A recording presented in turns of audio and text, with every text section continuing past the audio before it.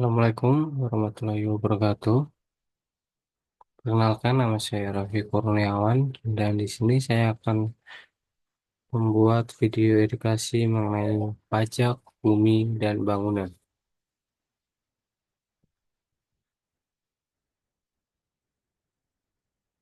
Definisi pajak bumi dan bangunan.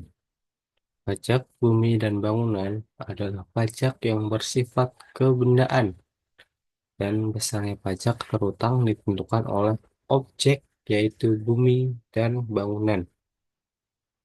Pajak bumi dan bangunan merupakan jenis pajak yang sepenuhnya diatur oleh pemerintah dan menentukan besar pajaknya yaitu menganut sistem pemungutan Official Assessment System. Pajak ini bersifat kebendaan dan arti besarnya pajak terutang ditentukan oleh keadaan objek yaitu bumi atau tanah dan bangunan. Di sini keadaan subjek yaitu siapa yang membayar tidak ikut menentukan besarnya pajak. Dasar hukum dari pajak bumi dan bangunan yaitu ada Undang-Undang Nomor 12 Tahun 1985 sebagai telah ditetapkan diubah dengan Undang-Undang Nomor 12 Tahun 1994 tentang pajak bumi dan bangunan. Ada PP Nomor 25 Tahun 2002 tentang penetapan besarnya nilai jual kena pajak untuk perhitungan pajak bumi dan bangunan.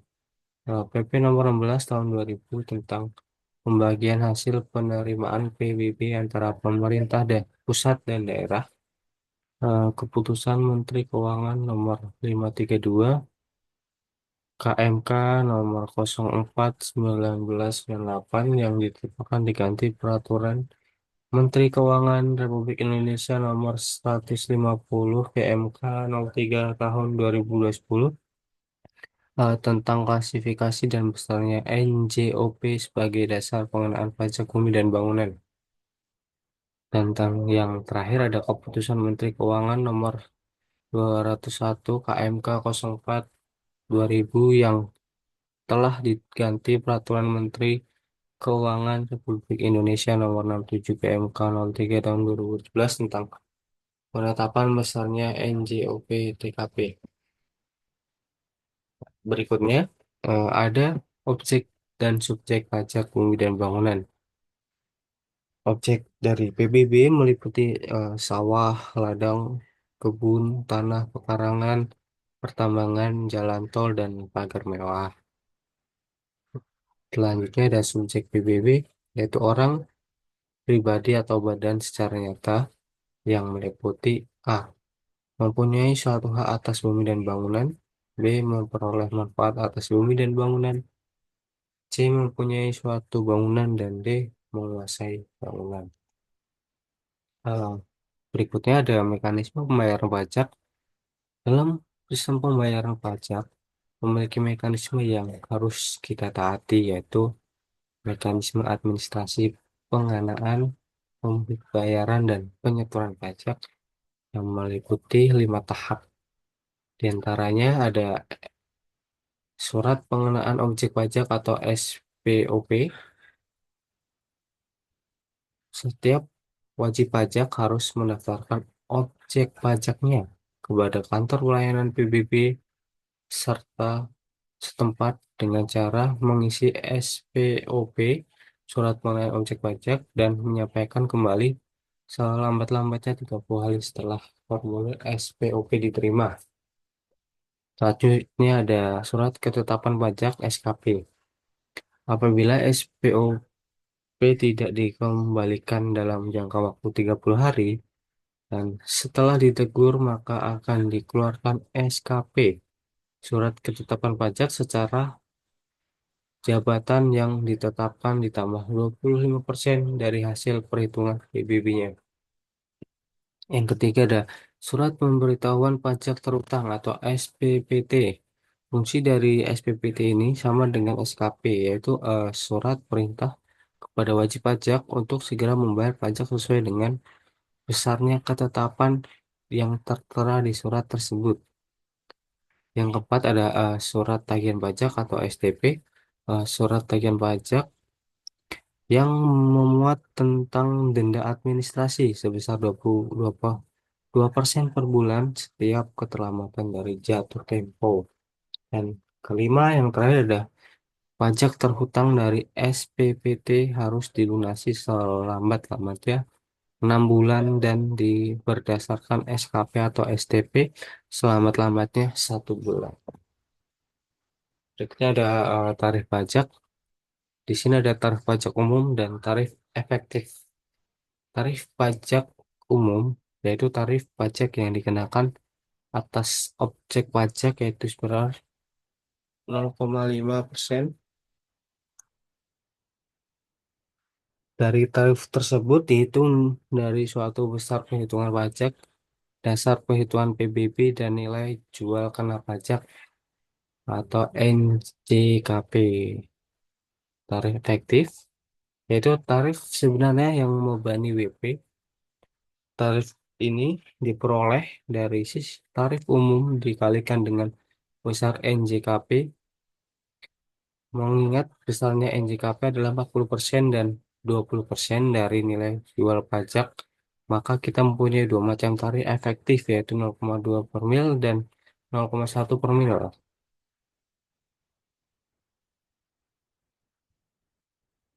Nah, dasar pengenaan pajak.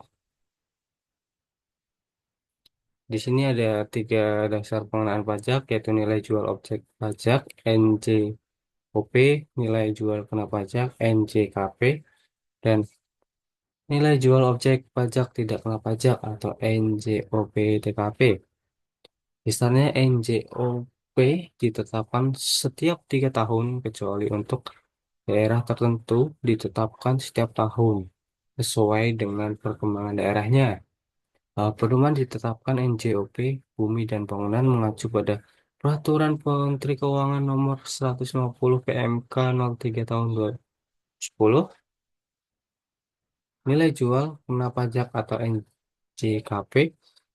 Besarnya NJKP untuk pajak bumi dan bangunan mengacu pada Peraturan Pemerintah Nomor 25 Tahun 2002 yaitu objek pajak perkebunan, kehutanan, dan pertambangan sebesar 40% dari NJOP.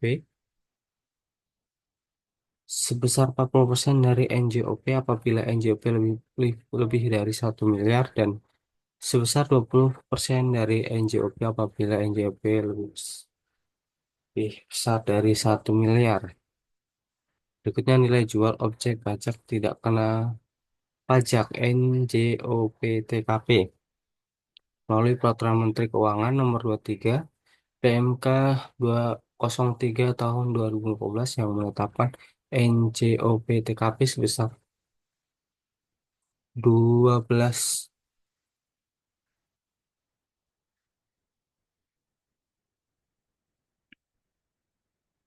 12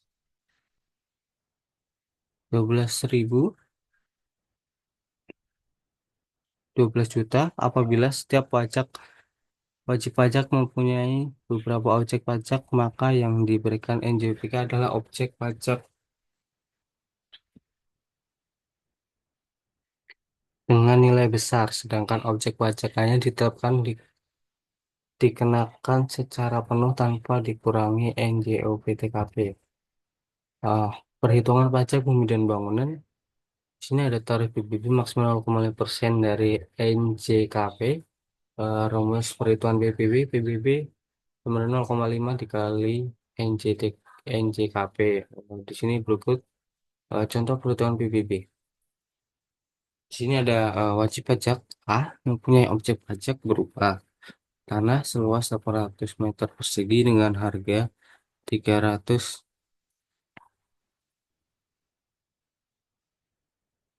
300 juta, bangunan seluas 400 meter persegi dengan nilai jual 350 juta,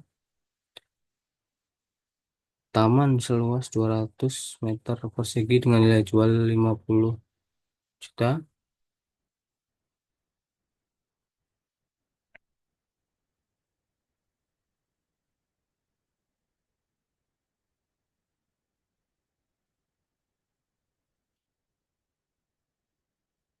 Pagar sepanjang 120 meter dan tinggi 1,5 meter dengan nilai 175.000.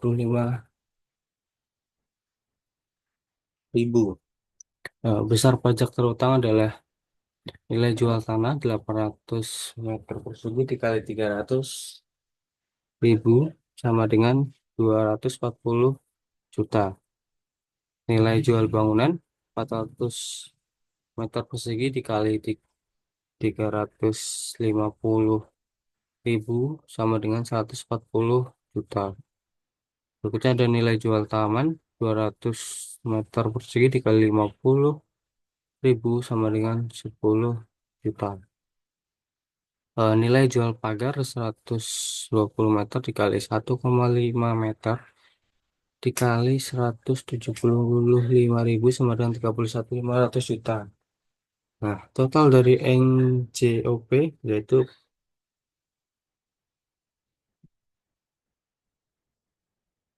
421.500.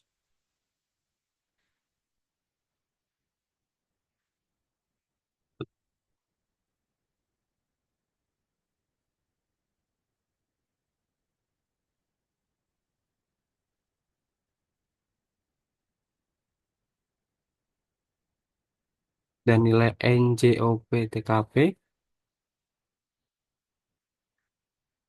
12 juta. Nilai NJOP dasar perhitungan PBB yaitu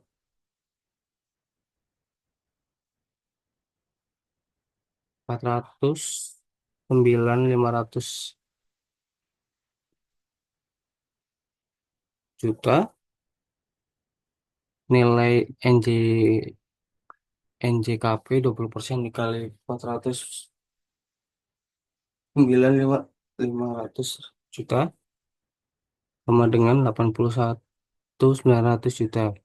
PBB-nya 0,5 dikali 81.900.000 sama dengan 490.500. Cara pembayarannya, pajak bumi dan bangunan. Jika offline kita bayar langsung ke kantor pajak daerah atau loket pembayaran pajak resmi. Jika ingin membayar secara online, login ke aplikasi mobile banking atau aplikasi pembayaran pajak resmi, pilih menu pembayaran, PBB, masukkan nomor objek pajak NOP, wilayah dan tahun pajak. Berikutnya konfirmasi data yang akan dilakukan pembayaran. Simpan bukti pembayaran sebagai tanda bukti sah. Penutup kesimpulannya adalah kesadaran dan kepatuhan masyarakat dalam pembayaran PBB masih perlu ditingkatkan melalui sosialisasi, penetapan sanksi, dan perbaikan data wajib pajak agar penerima pajak menerima dengan optimal dan manfaat dapat dirasakan masyarakat. Pentingnya untuk membayar PBB tepat pada waktunya.